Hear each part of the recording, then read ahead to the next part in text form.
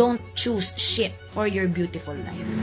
May napanood akong isang influencer na ang sabi niya, high value woman ka daw. Kapag pagkatapos nilang magloko ng mga lalaki pag umuwi sila sa bahay ay tatanggapin mo pa rin sila at hindi ka na lang daw magsasalita. That's a lot of bullshit.